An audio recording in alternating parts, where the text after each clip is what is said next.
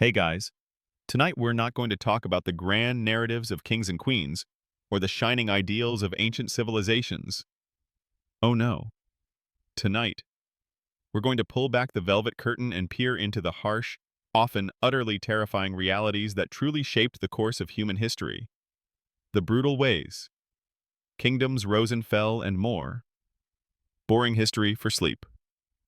You're about to discover that the foundations of even the most magnificent empires were often laid with blood, sweat, and unspeakable suffering. It wasn't always a noble ascent. It was frequently a brutal, desperate climb. So, before you get comfortable, take a moment to like the video and subscribe, but only if you genuinely enjoy what I do here. And if you're out there somewhere in the quiet hum of your own corner of the world, let us know where you're listening from. Perhaps you're nestled in a cozy apartment in New York City, or maybe drifting off in a peaceful cottage in rural England. Wherever you are, just relax. Now, dim the lights. Maybe turn on a fan for that soft background hum, and let's ease into tonight's journey together. You find yourself standing at the dawn of civilization, in the Fertile Crescent, or perhaps along the banks of the mighty Yellow River. Human societies are just beginning to coalesce beyond small nomadic tribes, forming the very first settlements, then villages, and eventually, the embryonic forms of what will become kingdoms and empires. But this wasn't a peaceful, organic growth born of shared prosperity. Oh no. From the very beginning, the process of forming these early states was steeped in a horrifying level of brutality. This is where we uncover the seeds of empire's brutality. You feel the brutal origins of seemingly grand societies. Imagine you are a humble farmer in one of these nascent communities. Your life is simple, revolving around the rhythms of the land, your crops, your small family. But surrounding your village are other similar communities, each vying for the best land, the most fertile water sources, the safest hunting grounds. Resources are scarce, survival is precarious, and trust is a luxury. Conflict isn't an occasional event. It's a constant, low-level hum in the background of your life. Raids are common, not just for plunder, but for essential resources, for slaves, or simply to eliminate potential rivals.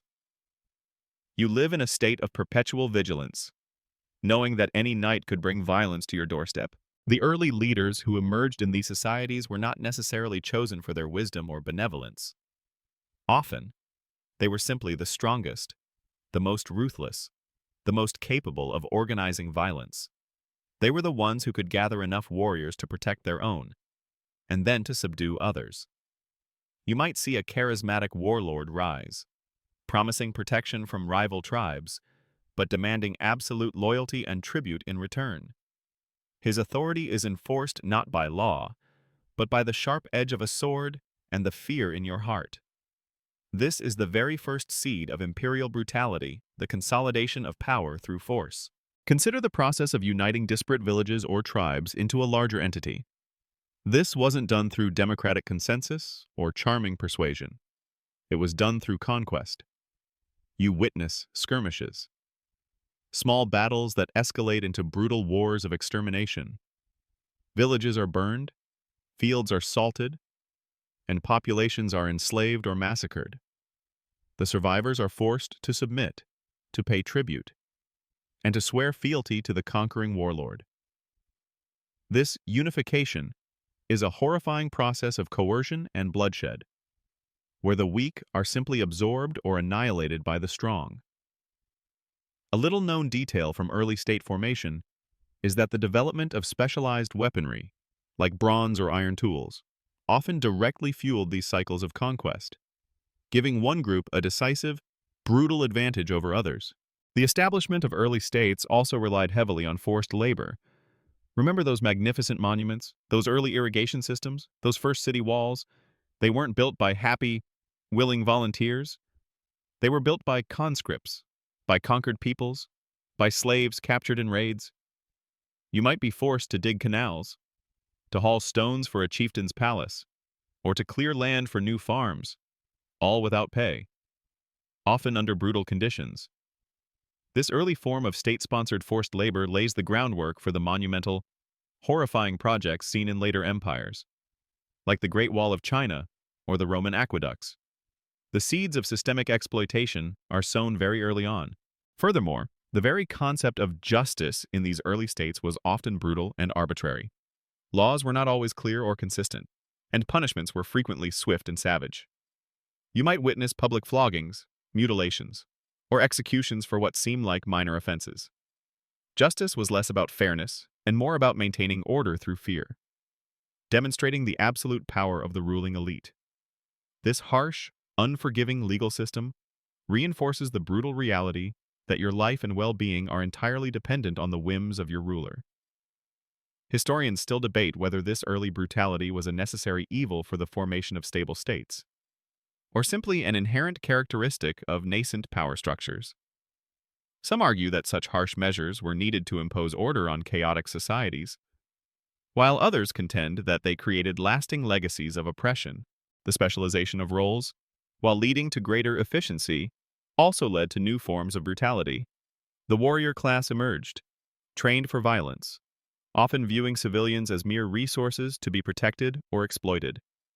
The priests, holding immense spiritual power, could sanction or condemn actions, sometimes using fear of the divine to enforce earthly authority.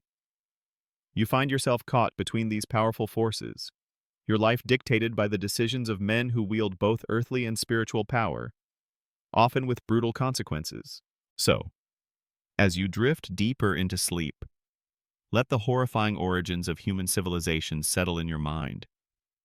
You feel the constant fear of raids, the burden of forced labor, and the brutal grip of emerging power.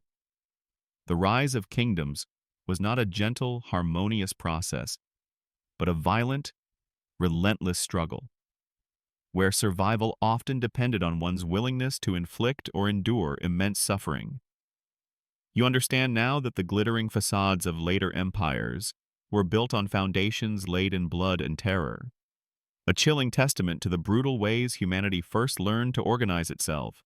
You're still there, suspended in the quiet contemplation of humanity's brutal beginnings, the phantom fear of early raids and the weight of forced labor lingering in your mind.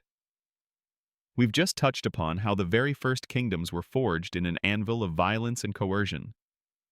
Now, let's zoom in on the most coveted prize within these emerging power structures, the very thing that fuels ambition and ignites the most vicious conflicts. The crown's bloody price. You witness the ruthless scramble for ultimate power. Imagine yourself a member of a royal court in an ancient kingdom, perhaps in Mesopotamia or early China. The king sits on his throne, seemingly all-powerful, but you know the truth. His position is rarely secure, and the path to power is almost always paved with treachery, assassination, and civil war. This isn't a peaceful transfer of power based on democratic elections or even clear lines of succession. Oh no. This is a brutal zero-sum game where the stakes are absolute. And failure means not just loss of power, but often a gruesome death for you and your entire family. You witness the constant paranoia that permeates royal courts. The king suspects his brothers, his sons, his generals, even his closest advisors. He knows that anyone with ambition, anyone with a loyal following, could be a potential usurper. And he is right to be paranoid. History is replete with examples of siblings murdering siblings, sons overthrowing fathers, and ambitious generals seizing power through bloody coups.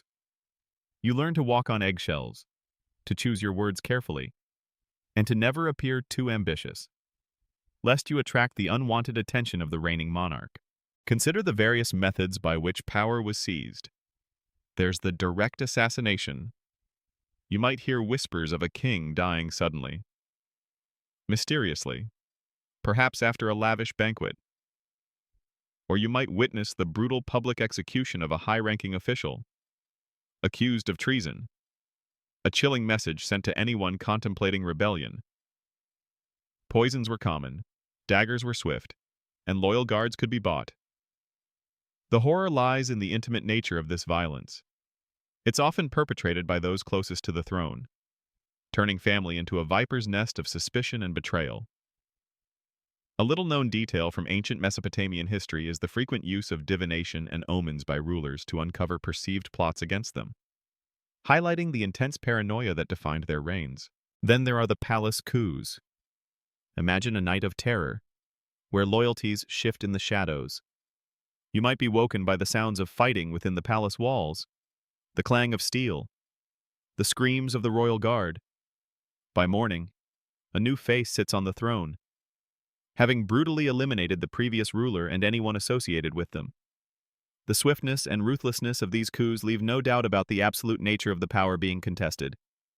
You realize that your own safety, your life, is often tied to the fortunes of a single, highly vulnerable individual. But the most devastating path to power is often civil war. When multiple claimants vie for the throne, or when a powerful general decides to challenge the legitimate ruler, the entire kingdom is plunged into chaos. You, the ordinary citizen, are caught in the middle.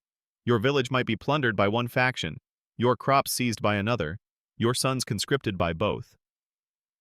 Cities become battlegrounds, and the land itself is ravaged as armies march and countermarch. The suffering inflicted by these internal power struggles often far outweighs the destruction caused by external invaders.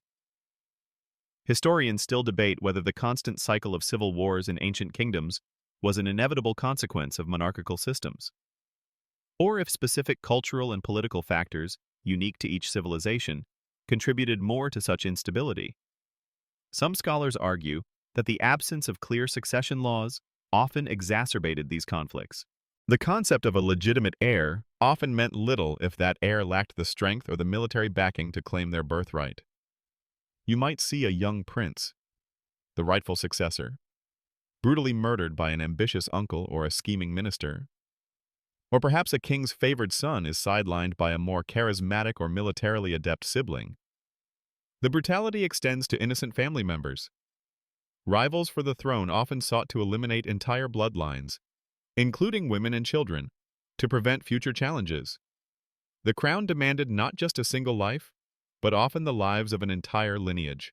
Consider the psychological impact on the rulers themselves. To hold the crown, they often had to become utterly ruthless, to trust no one, to live in perpetual fear of the very fate they inflicted upon others. It's a lonely, terrifying existence, where every meal might be poisoned, every advisor a potential spy, every family member a hidden enemy. This constant pressure could drive even powerful rulers to paranoia, cruelty, and madness, perpetuating the cycle of violence. A little-known detail is the elaborate food-tasting rituals and security measures employed by many ancient rulers to guard against poisoning, highlighting the constant threat they faced from within their own courts. So, as you drift deeper into sleep, let the chilling reality of the crown's bloody price settle over you. You feel the cold grip of paranoia in royal courts, hear the whispers of assassination, and witness the brutal chaos of civil war. The rise of ancient kingdoms was not always a grand, peaceful succession. It was often a terrifying, ruthless scramble for absolute power, where even the most privileged lived under the constant shadow of violence. You understand now that the glittering crowns and majestic thrones were often stained with the blood of those who sought them, a horrifying testament to the brutal realities of power in the ancient world. You're still there, suspended in the quiet contemplation of ancient power's brutal cost. The phantom echoes of palace intrigue and civil war still lingering in your mind. We've explored how kingdoms were born from violence and how the crown itself often demanded a bloody price. Now, let's widen our gaze beyond the internal struggles and confront the sheer, destructive force that characterized the growth and expansion of nearly every ancient state conquest's crushing weight. You march with armies, leaving devastation in your wake. Imagine yourself a soldier in a conquering army, perhaps a Roman legionary or an Assyrian warrior. Your days are spent not in building or cultivating, but in marching, fighting, and subjugating. The very existence of your empire, its growth, its wealth, depends on its ability to expand its borders, to absorb new territories, and to exploit new resources. And this expansion is achieved through nothing short of brutal, unyielding conquest. You march for weeks, sometimes months, across unfamiliar lands. The sun beats down, the dust chokes your lungs, and your heavy armor grates against your skin. Supplies are often meager, and you learn to live off the land, which often means taking from the local populace. You encounter resistance. Of course, small villages might put up a desperate fight, or fortified cities might attempt to hold out. But your army, disciplined and overwhelming, is trained for one purpose: to crush all opposition. The horror of conquest begins with the battle itself. It's not a glorious, sanitized affair. You are engaged in brutal, hand-to-hand combat. Swords clash, spears thrust, and arrows rain down. You witness men dying horribly around you, their screams mingling with the clang of steel. You are forced to kill, to push past your own revulsion, to become an instrument of destruction. The battlefield quickly becomes a charnel house, slick with blood and guts, littered with the bodies of friend and foe alike. Historians still debate the true psychological toll of sustained combat on ancient soldiers, but the vivid descriptions in ancient texts leave little doubt about the visceral horror of battle. Some scholars suggest that soldiers developed various coping mechanisms, while others argue for widespread, unrecognized trauma. But the battle is often just the beginning of the horrors. If a city resists your army, and you eventually breach its walls, the consequences are almost universally brutal. This is the sack of a city. You pour into the streets, your bloodlust ignited by the struggle. Houses are plundered for their valuables, treasures are seized, and temples are desecrated. The cries of the terrified populace fill the air, a chilling symphony of despair. Women are often raped, men are slaughtered, and children are enslaved. It's a terrifying free-for-all, where the thin veneer of discipline often cracks, and the most savage instincts of humanity are unleashed. You participate in this mayhem, or witness it, and the images are burned into your memory forever. Consider the fate of the conquered populations. For those who survive the initial slaughter, a new, horrifying reality awaits slavery. Vast numbers of defeated peoples, men, women, and children are marched off in chains, often over immense distances, to be sold in slave markets. You might see long columns of these wretched captives, their faces etched with despair, their spirits broken. They are destined for a life of forced labor in mines, on grand construction projects, or as servants in the homes of their conquerors. Their culture, their language, their very identity are often systematically suppressed. This constant influx of enslaved labor fueled the economies of many conquering kingdoms, built their monuments, and worked their fields. But it came at an unspeakable cost in human dignity and freedom. Beyond direct violence, conquest brought widespread displacement and devastation. You might see entire populations forcibly relocated, driven from their ancestral lands to distant territories, severing their ties to history and community. Agricultural lands are laid waste, crops are burned, and irrigation systems are destroyed, either deliberately as a tactic of war or as an unintended consequence of marching armies. This leaves behind widespread famine and economic ruin, ensuring that the conquered region will remain weak and dependent for years to come. A little-known detail from Assyrian conquests is their brutal policy of mass deportation, moving conquered peoples across their empire to break their resistance and use them as labor, creating a terrifying precedent for forced migration. The very act of conquest also fostered a brutal internal culture within the conquering state. To maintain control over vast, subjugated populations, rulers often resorted to extreme measures. You might witness public executions, brutal punishments, and constant surveillance, designed to crush any spark of rebellion. Fear becomes a primary tool of governance, and the lines between military authority and civil law blur. This constant application of violence, both internal and external, hardens the hearts of the conquerors and perpetuates a cycle of brutality that becomes ingrained in the empire's very character. So, as you drift deeper into sleep, let the chilling reality of conquest's crushing weight settle over you. You feel the dust of forced marches, hear the screams from sacked cities, and witness the despair of populations dragged into slavery. The rise of ancient kingdoms and empires was not a glorious expansion. It was a relentless, brutal process of subjugation, fueled by military might and utterly devoid of mercy.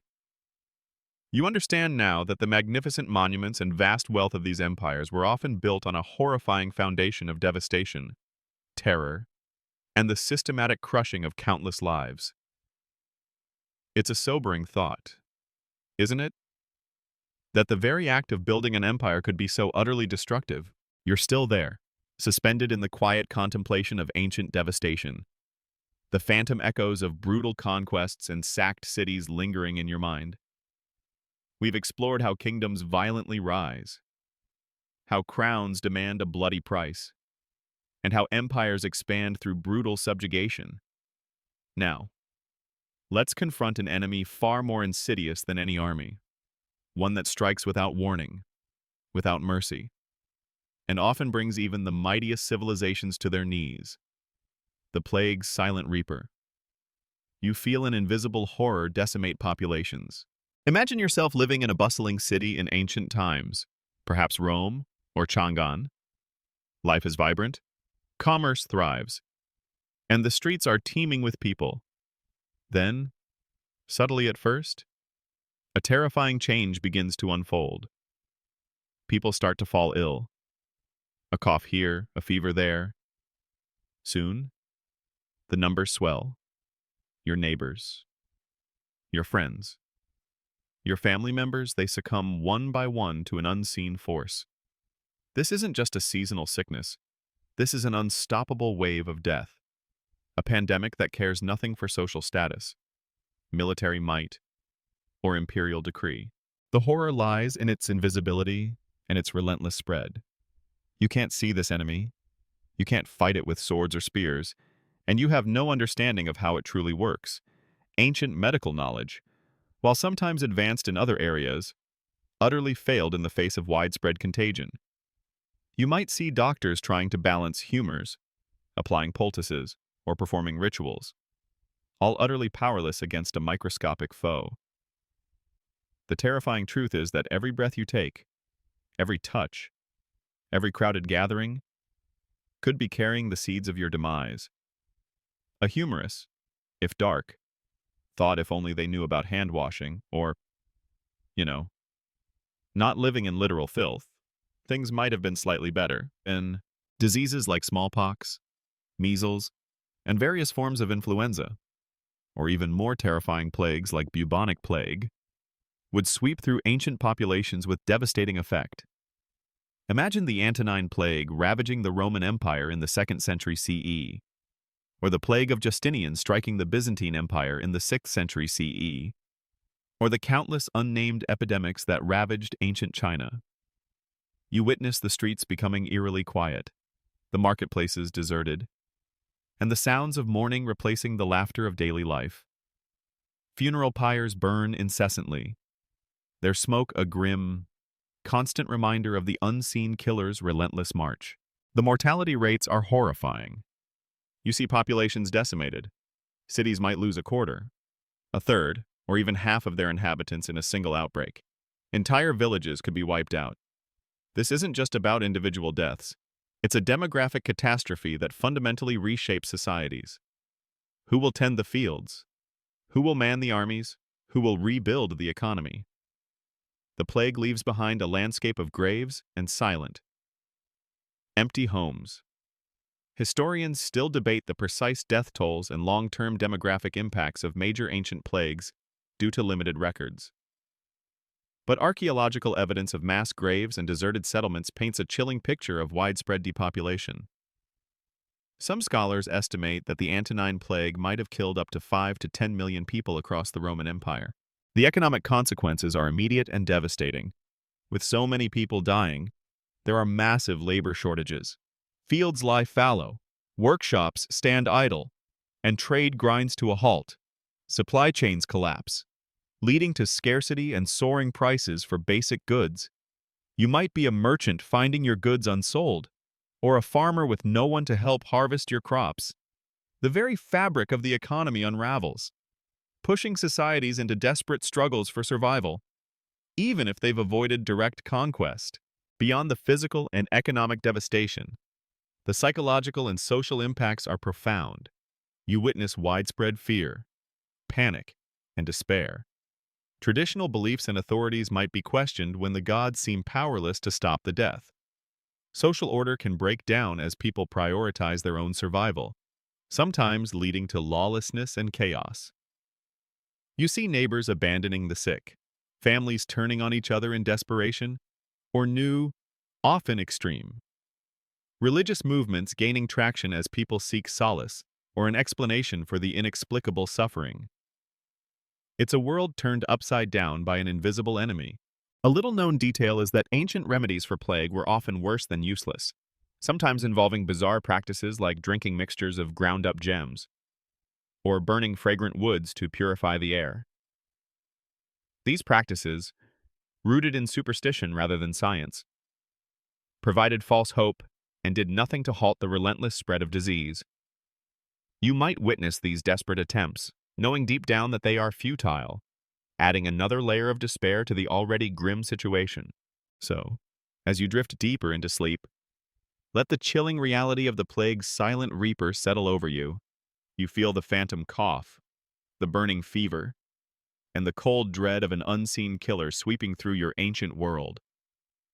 The rise and fall of kingdoms were not always decided by armies or emperors.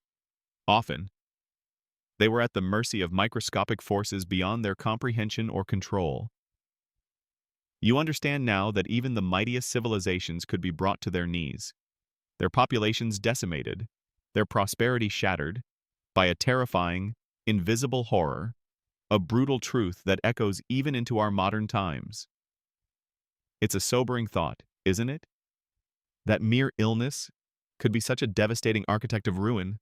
You're still there, suspended in the quiet contemplation of ancient devastation, the ghostly cough of past plagues still echoing in your mind.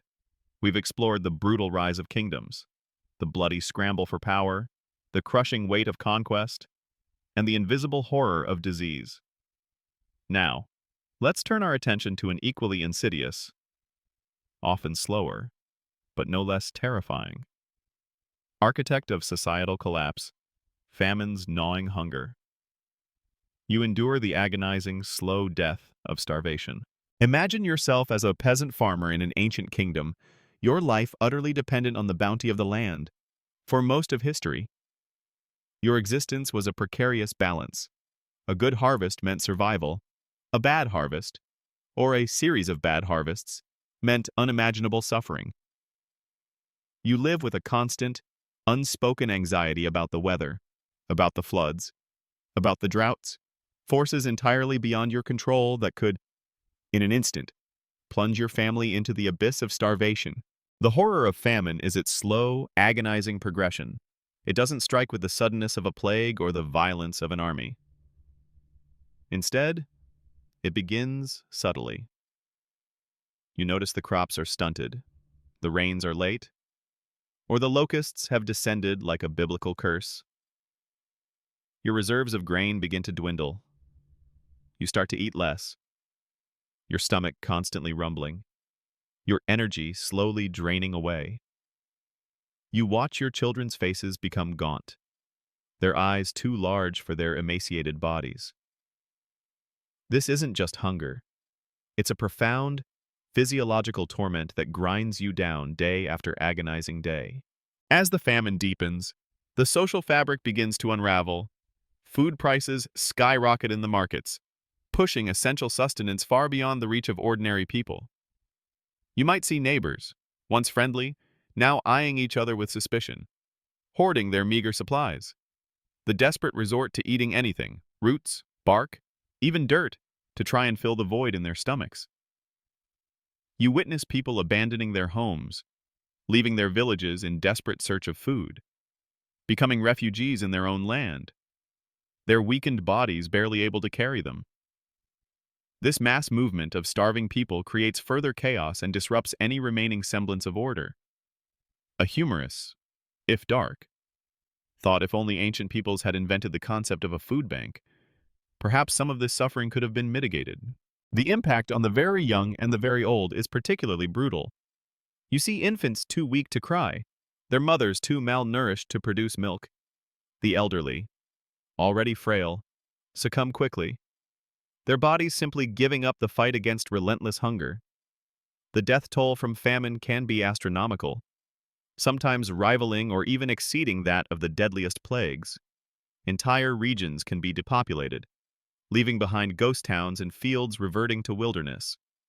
Historians still debate the specific triggers and regional impacts of major famines in ancient history, but climate change, prolonged drought, destructive floods, and warfare are commonly cited as primary causes. Some scholars suggest that the Little Ice Age periods, or regional climatic shifts, contributed significantly to widespread agricultural failures in various ancient civilizations, compounding the natural disasters. Warfare often exacerbates famine.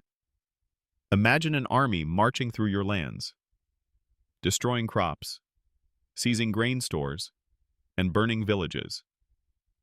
Even if they don't kill you directly, they leave behind a wasteland. Sieges, as we've discussed before, were particularly brutal, turning cities into traps where the inhabitants slowly starved. The deliberate use of starvation as a weapon of war was a horrifyingly effective tactic, designed to break the will of the populace long before any direct assault. You become a pawn in a larger conflict, your very sustenance used as a weapon against you. The political consequences of widespread famine are also dire. A starving populace is a desperate populace, prone to rebellion.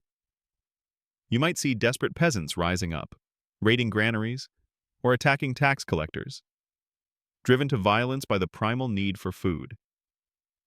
This internal unrest further destabilizes kingdoms, making them vulnerable to both internal collapse and external invasion. Rulers who fail to provide for their people often lose legitimacy, facing revolts or coups. Famine, therefore, is not just a humanitarian crisis, it's a powerful catalyst for political upheaval. A little-known detail is that ancient governments sometimes attempted to mitigate famine through public granaries or by importing grain from other regions. But these efforts were often insufficient in the face of widespread or prolonged agricultural failure, especially given the limitations of ancient transport and infrastructure. The sheer scale of the problem often overwhelmed even the most well-intentioned rulers. You witness these desperate, often futile, attempts to stave off the inevitable, feeling the growing despair among your community. So, as you drift deeper into sleep, let the terrifying reality of famine's gnawing hunger settle over you. You feel the constant ache in your stomach, the weakness in your limbs, and the profound despair of watching your loved ones waste away. The rise and fall of kingdoms were not just about battles and emperors. They were often determined by the very basic ability of a society to feed itself. You understand now that the foundation of any civilization, no matter how grand, was always vulnerable to the silent, agonizing death brought by an empty granary. A horrifying truth that reminds us of humanity's enduring fragility in the face of nature's indifference. You're still there, suspended in the quiet contemplation of ancient misery, the phantom pangs of famine and the chilling despair of starvation still lingering in your mind. We've explored how kingdoms violently rise and fall through power struggles, conquests, plagues, and relentless hunger. Now, let's pivot to a less dramatic but equally corrosive force that silently eats away at the foundations of any society economic chains: breaking bonds. You witness prosperity crumble, leading to despair. Imagine yourself as a common citizen in an ancient kingdom, perhaps a craftsman in a thriving city, or a merchant on a bustling trade route. For a time, life seems prosperous. Goods flow freely. Your skills are valued, and your family lives comfortably, if not lavishly. You might even dream of a better future, perhaps acquiring a small plot of land or seeing your children educated. But then, subtle shifts begin to occur, almost imperceptible at first, gradually tightening around your life like invisible chains. The first sign might be inflation. a silent thief that erodes the value of your hard-earned money. Rulers, desperate to fund their wars, their grand building projects, or simply their lavish lifestyles, often resorted to debasing the currency. They'd mix less precious metal, gold or silver, into the coins, replacing it with cheaper, less valuable metals. You might receive the same number of coins for your goods or labor, but you soon find that they buy less and less in the market. Your savings, your future security, simply evaporate. It's like watching your life's work slowly disappear, bit by bit, with every transaction. A humorous, if dark, thought trying to haggle with a merchant who's just as confused as you are about the actual value of a coin that changes daily. This widespread debasement of currency and subsequent inflation crippled ancient economies. Why invest in a business when the value of your profits might halve overnight? Why produce surplus goods when your customers can't afford them, or when the money they pay you is worthless?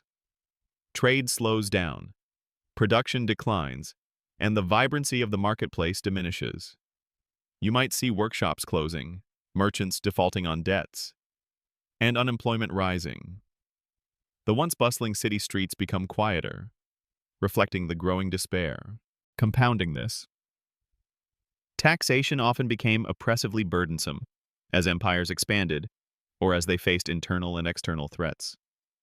The demand for revenue to fund armies and administration soared. You, the ordinary citizen, would feel this burden directly. Taxes might be levied not just on your land and harvest, but on your livestock, your sales, even on your very existence. These taxes were often collected with brutal efficiency, leaving you with barely enough to survive. If you couldn't pay, your land might be seized, or you might even be forced into debt bondage, a terrifying form of slavery where your labor becomes the property of your creditor. This constant drain of resources from the populace to the state created widespread resentment and deepened poverty. The breakdown of trade routes also played a devastating role. Remember those conquests and constant warfare? They didn't just affect the battlefields. Roads became unsafe due to bandits or warring factions. Sea lanes became perilous due to pirates or rival navies. Imagine trying to transport valuable goods across long distances, knowing that at any point, your caravan could be ambushed, or your ship raided. The risks became too high, stifling commerce and isolating regions. You might find it impossible to acquire essential goods from distant lands, or to sell your own surplus, forcing your community into a more localized, less prosperous existence. This erosion of trade broke the bonds that once linked distant parts of an empire, weakening its overall cohesion. The very concept of land ownership and tenure could become unstable. As empires declined, powerful local elites or military strongmen might seize control of land, effectively turning free farmers into serfs, bound to the land and subservient to the local lord. You might lose your ancestral farm, forced to work for someone else, losing your independence and your dignity. This shift centralized land ownership in the hands of a few, leading to immense wealth disparity and widespread rural poverty. A little-known detail from various ancient empires is the phenomenon of flight from the land. Peasants deliberately abandoning their farms and fleeing into wilderness, or seeking protection from powerful landlords, simply to escape the crushing burden of imperial taxation and economic exploitation. This mass abandonment of productive land further crippled the state's tax base and agricultural output, creating a vicious cycle of decline. You might consider this desperate act yourself, dreaming of a life beyond the reach of the tax collector. This economic misery, this constant squeezing of the populace, ultimately broke the bonds of loyalty between the people and their rulers. Why should you fight for an empire that starves you, that debases your currency, that taxes you into destitution? The social contract, the implicit agreement between the governed and the government, shattered. Disillusionment turned to despair, and despair often turned to rebellion.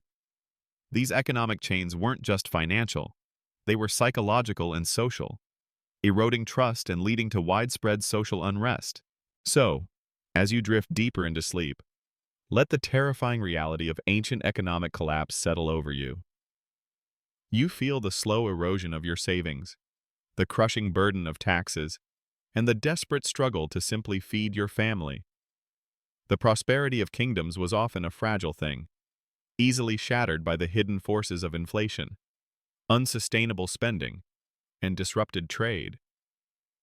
You understand now that the fall of empires was not always a dramatic military defeat. It was often a quiet, agonizing surrender to the relentless tightening of economic chains, breaking the bonds of society one by one, leading to an eventual, horrifying collapse. You're still there, suspended in the quiet contemplation of ancient despair, the chilling echoes of economic collapse and broken social bonds still lingering in your mind. We've explored how kingdoms violently rise and fall through power struggles, conquests, plagues, famines, and economic ruin. Now, let's delve into one of the most agonizing forms of destruction that can bring down even the most formidable states, betrayal's poisonous whisper. You discover treachery from within, eroding trust.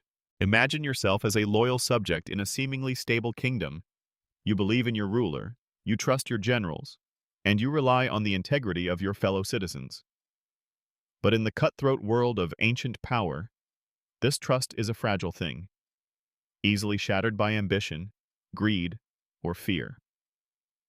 The true horror of betrayal is that it comes from within, from those you least suspect, turning allies into enemies and solid foundations into quicksand. Consider the palace intrigue. We've talked about the bloody scramble for the crown, but often, the most dangerous plots are those hatched in the shadows of the court, far from the battlefield. You might be a trusted advisor, a general, or even a close relative of the king.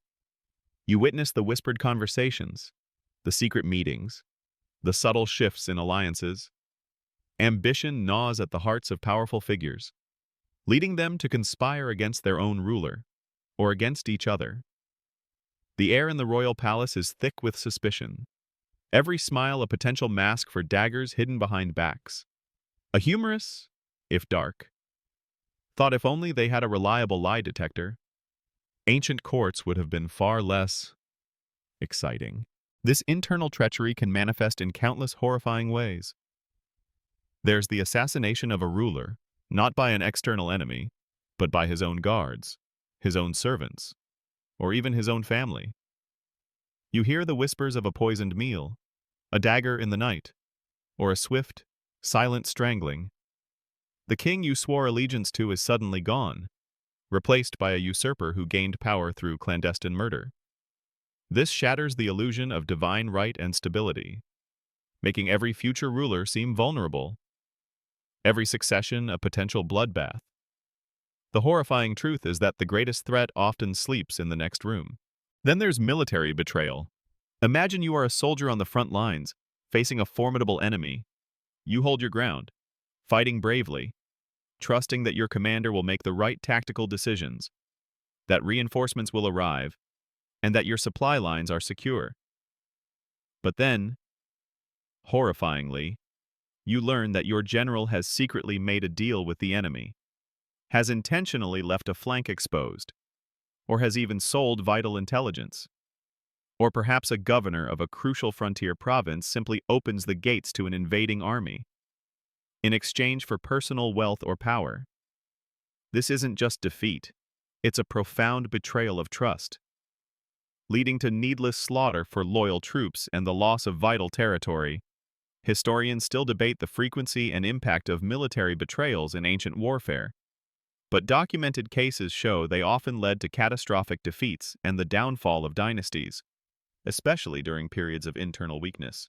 Some scholars argue that economic grievances among commanders often fueled such betrayals. Economic betrayal is equally insidious.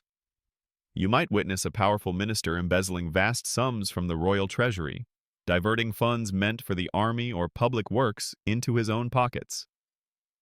Or perhaps a corrupt tax collector systematically defrauds the populace, pocketing the excess and fueling resentment.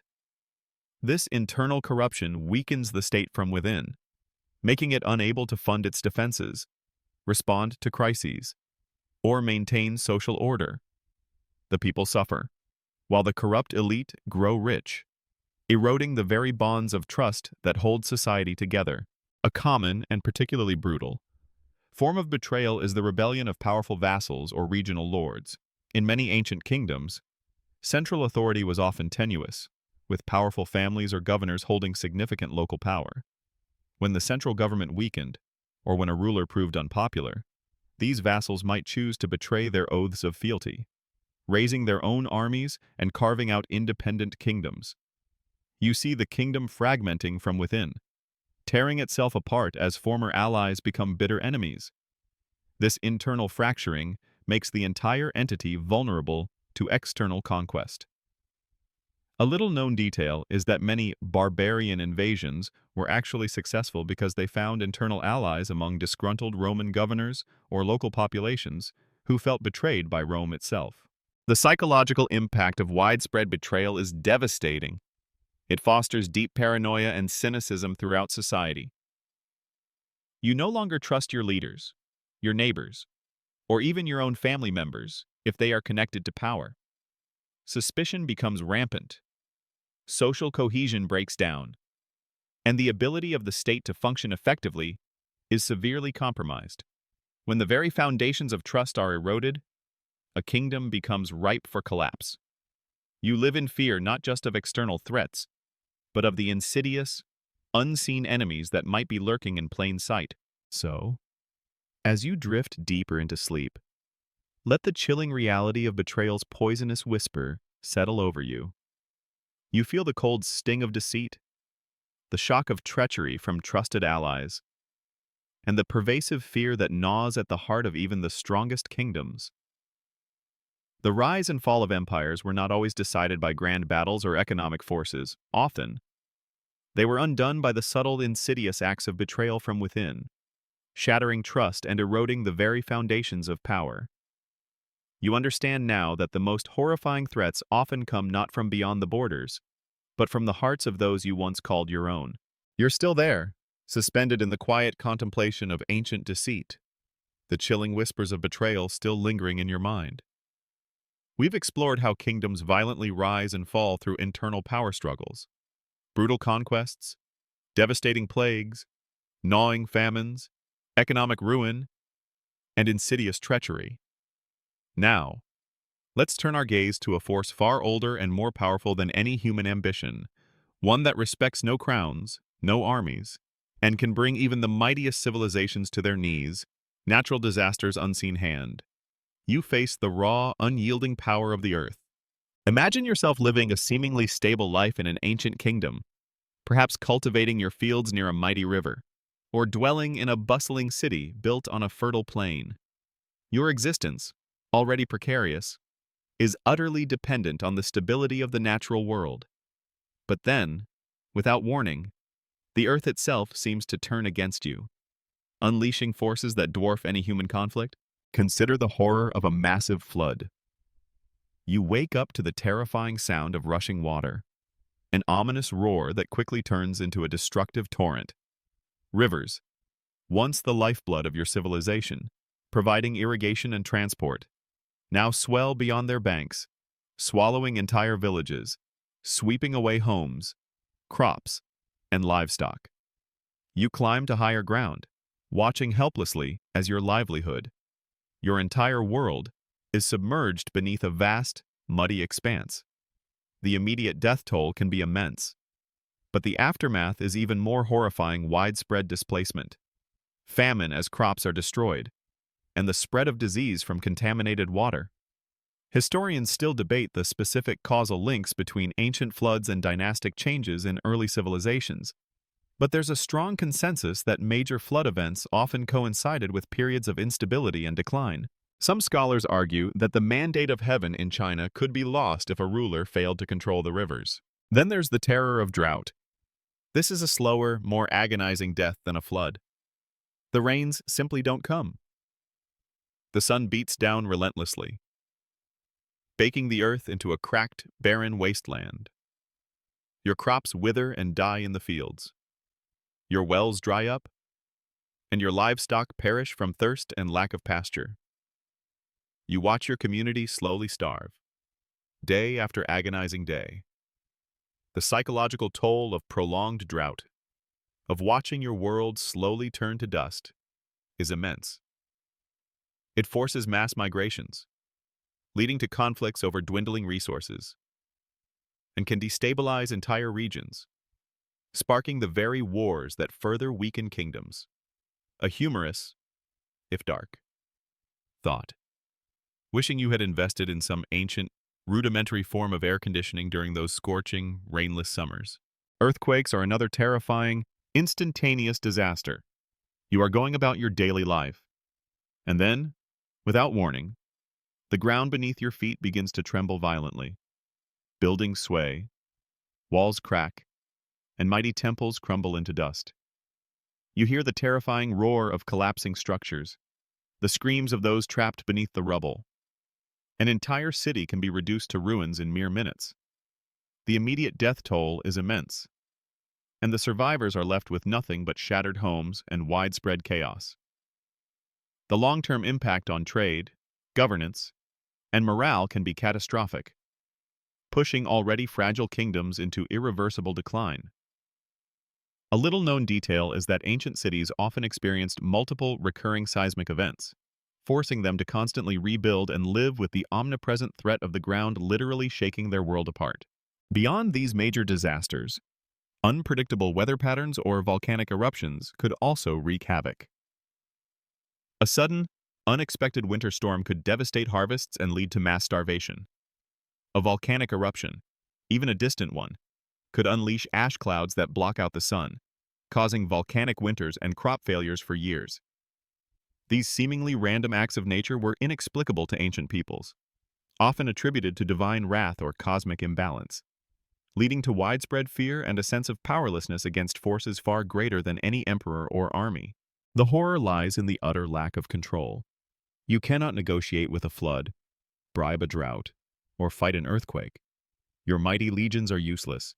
Your grand fortifications offer no protection. You are entirely at the mercy of an indifferent, powerful natural world.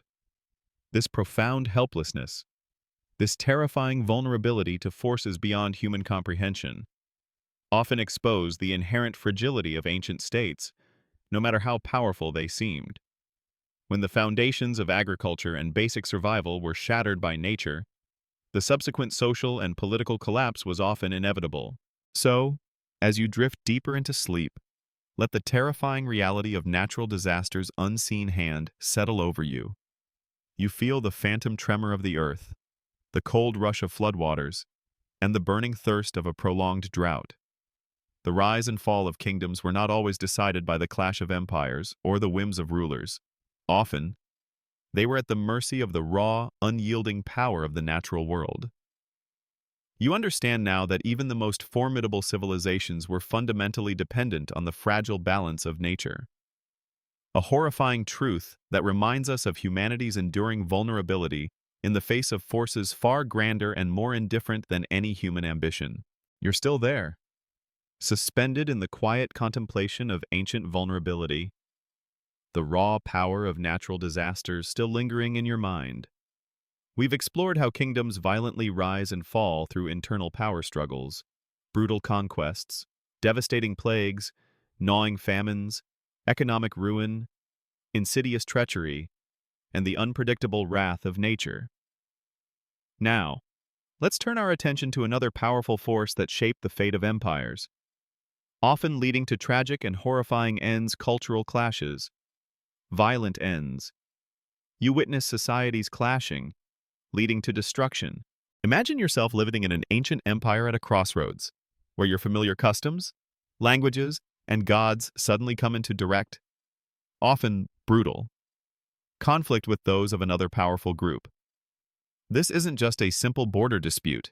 It's a clash of civilizations, a fundamental incompatibility that can escalate into relentless warfare, leading to widespread suffering and the ultimate collapse of one society in favor of another.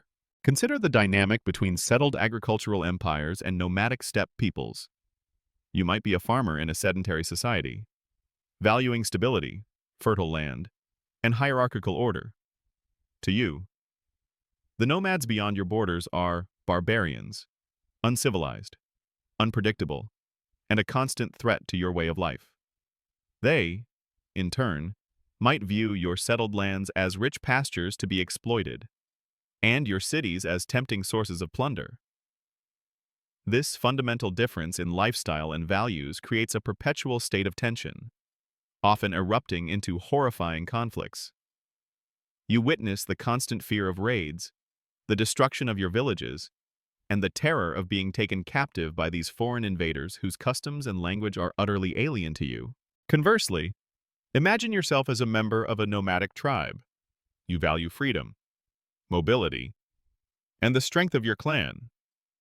You see the settled empires as rich but soft, their wealth ripe for the taking. Your raids are not just about plunder, they are a way of life, a test of bravery, and sometimes a necessary means of survival when your traditional lands can no longer sustain you.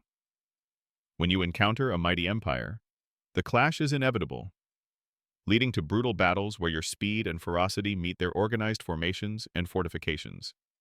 Historians still debate whether these cultural clashes were primarily driven by material needs, e.g., land, resources, or by inherent, irreconcilable differences in worldview. Some argue that economic pressures were the true root cause, while others emphasize the deep ideological divides. The horrifying aspect of these clashes is often the utter dehumanization of the other. Each side views the other as less than human, justifying brutality, massacre, and enslavement. You might hear propaganda from your leaders demonizing the enemy, painting them as savage beasts to be eradicated. And you might see the real-world consequences of this dehumanization: cities put to the sword, entire populations enslaved, cultural artifacts destroyed. There's no mercy, no quarter, because the enemy is not seen as deserving of it. You witness this dehumanization firsthand, either as a perpetrator or a victim, and it leaves an indelible, chilling mark on your soul. Religion often plays a critical role in these cultural clashes, adding a layer of fervent, uncompromising conviction to the conflict. You might find yourself fighting not just for land or power, but for your gods, your beliefs, your very spiritual existence. When two different religious systems, each believing in its own divine truth, collide, the resulting conflict can be particularly ruthless, with little room for compromise or coexistence. The holy war concept, though more prominent later in history, has roots in these ancient conflicts where belief systems were inextricably linked to identity and survival. A little-known detail from the clashes between ancient China and its northern nomads is the philosophical divide settled agrarianism versus mobile pastoralism, often leading to mutual incomprehension and contempt, fueling centuries of intermittent warfare. The outcome of these clashes is often the violent suppression or complete destruction of one culture by another. You might see your language forbidden, your temples desecrated, your traditional laws replaced by those of the conquerors. Your people might be forcibly assimilated, scattered, or even wiped out. The rich tapestry of ancient civilizations, built over centuries, can be unraveled in a single, brutal conquest driven by cultural incompatibility. This isn't just about losing a battle, it's about losing your entire way of life, your history, your identity. Consider the long-term impact. Even after one culture dominates, the seeds of resentment and resistance often remain, leading to future rebellions or cycles of violence. The wounds of cultural conquest run deep, affecting generations and shaping the future trajectory of entire regions. The victor often inherits not just territory, but a legacy of bitterness and the constant need to suppress the conquered, perpetuating a cycle of brutality. So, as you drift deeper into sleep, let the chilling reality of cultural clashes and their violent ends settle over you. You feel the clash of incompatible worlds, hear the cries of societies tearing each other apart, and witness the destruction of ancient ways of life. The rise and fall of kingdoms were not always driven by internal decay. Often, they were fundamentally reshaped, or utterly obliterated by the brutal collision of differing beliefs, lifestyles, and identities. You understand now that the most horrifying conflicts arise not just from a desire for land or power, but from the inability of humanity to truly understand and coexist with those who are profoundly different. A tragic, repeating pattern etched into the fabric of ancient history. You're still there, suspended in the quiet contemplation of ancient strife. The chilling echoes of cultural clashes and violent ends still lingering in your mind.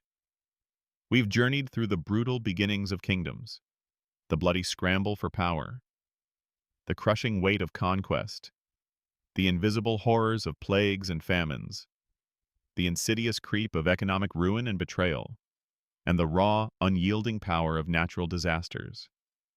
Now, as our story of the brutal ways kingdoms rose and fell nears its end, you are left to contemplate the ultimate truth, a cycle of brutal rebirth. You contemplate the endless, often violent, ebb and flow. Imagine for a moment that history is not a linear path of progress, but a vast, ceaseless cycle. You've witnessed firsthand how even the most magnificent empires, seemingly built to last forever, eventually crumbled. The Roman Empire, the mighty dynasties of China, the powerful city-states of Greece, all rose, flourished, and ultimately fell. But the horrifying truth is that their downfall wasn't always a neat, clean end. It was a messy, often excruciating process. And from the ashes of one brutal collapse, the seeds of another, equally brutal, rise were often sown. You see the patterns repeating themselves across millennia, across continents.